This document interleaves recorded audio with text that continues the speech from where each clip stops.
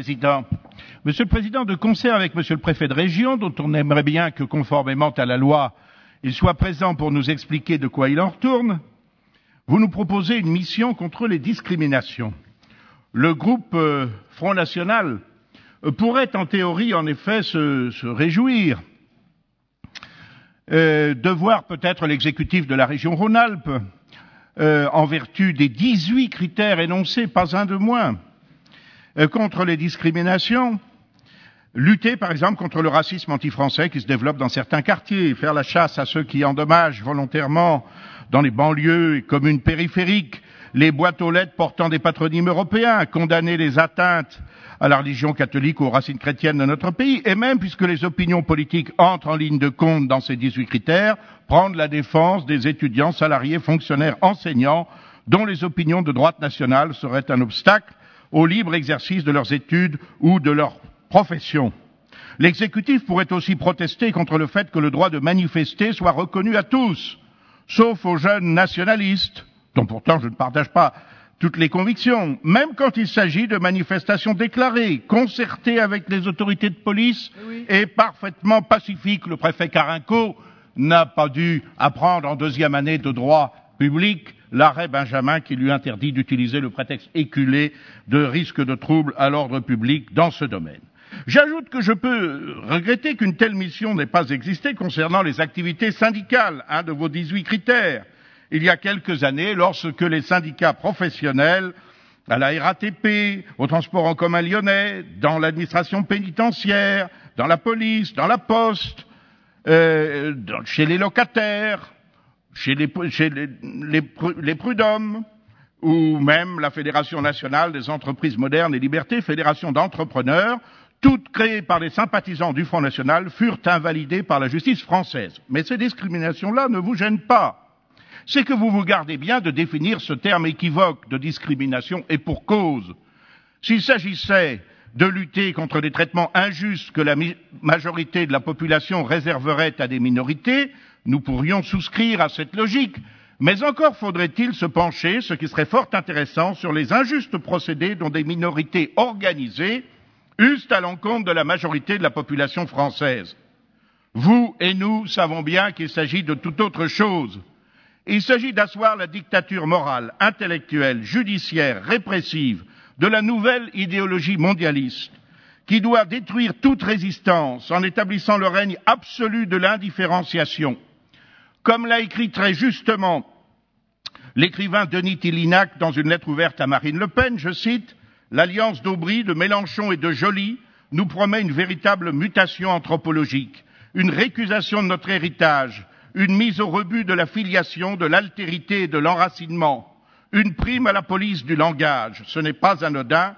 La vision du monde qui sous-tend le programme de la gauche, c'est le meilleur des mondes de Huxley, dans une version cosmopolite et androgyne, une dictature soft de l'indifférencié. Ce qui l'omettait, hélas, c'est que cette évolution avait été largement entamée auparavant et que ses amis politiques, pas plus tout à l'heure que Madame Fontange, n'y ont opposé aucune résistance sérieuse. De fait, la prétendue discrimination est devenue le seul péché mortel dans une société qui a perdu la plupart de ses repères moraux.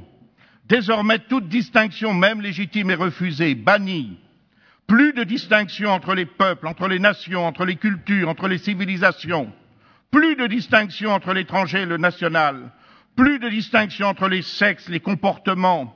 Plus de distinction entre la famille stable, ordonnée à l'accueil de la vie, à sa transmission, à l'éducation des enfants, et les associations, les unions plus ou moins contingentes, à 2, à 3, à plusieurs, par devant, par derrière, etc.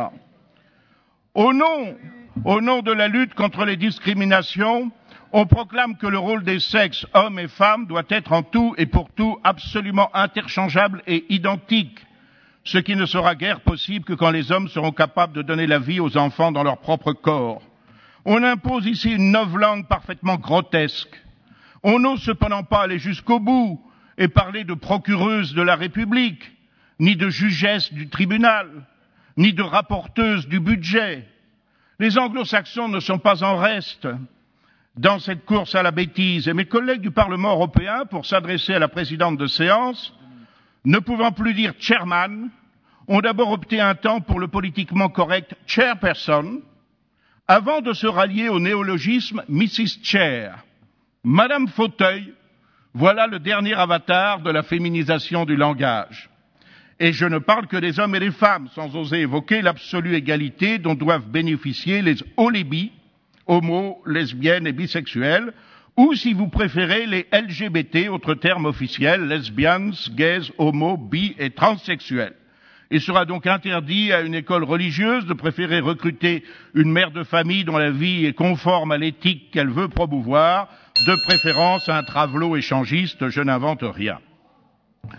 Au nom de la lutte contre l'immigration également, contre les discriminations, l'immigration massive, loin d'être considérée comme une situation anormale ou tout du moins résultant des disparités économiques, dispose à l'intérieur même des espaces envahis d'appuis institutionnels, économiques, mais aussi idéologiques, articulés en un certain nombre de sophismes.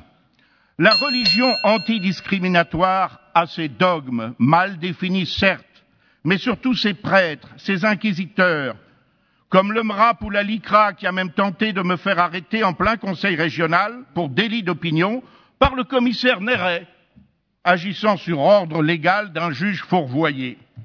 Cette religion a ses procès en sorcellerie, sa dîme, sous forme de subventions prélevées sur les fonds de toutes les collectivités publiques, depuis l'ONU et l'Union européenne jusqu'aux plus modestes de nos conseils municipaux, en passant bien sûr par notre institution régionale. Car le but de votre rapport, c'est aussi de créer une nouvelle boîte à sucre, une de plus, dans laquelle ensuite il faudra mettre du sucre, pour le moment seulement un fonctionnaire de catégorie A. C'est ainsi qu'en France, les jeunes Français qui aspirent à devenir médecins se voient refuser cette possibilité au nom du numerus clausus, même quand ils ont franchi avec succès le cap de la première année, quand on titularise chaque année des milliers de médecins étrangers dont leur pays d'origine aurait le plus grand besoin. C'est ainsi qu'on prétend nous apitoyer sur le sort de jeunes gens qui se verraient refuser l'accès dans des boîtes de nuit, où ils viennent draguer en bande alors qu'ils massacreraient leurs sœurs ou leurs cousines si elles se hasardaient à y venir elles aussi. C'est ainsi que Bitru et son épouse, je conclus, modestes salariés parents de 3 enfants, qui demandent depuis des années l'octroi d'un logement social pour quitter leur réduit insalubre, se voient systématiquement préférer la famille nombreuse africaine, voire polygame, arrivée en France l'avant-veille, la réglementation s'opposant à ce que les Français soient prioritaires chez eux. C'est cette fausse religion de l'indifférenciation laïque et obligatoire, mais pas gratuite, qui est aujourd'hui le véritable opium des peuples.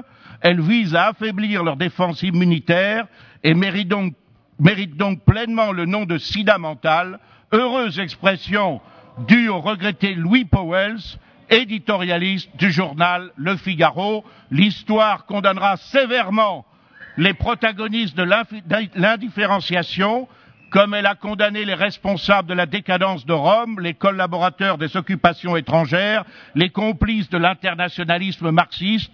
Mais en attendant, c'est vrai, il règne, vous régnez en maître. Monsieur Gollnisch, merci pour votre intervention. Qui était trop long. Merci. Madame Lebail. Président, Madame la vice-présidente, chers collègues, après 6 minutes de souffrance, je vais tenter très modestement de vous procurer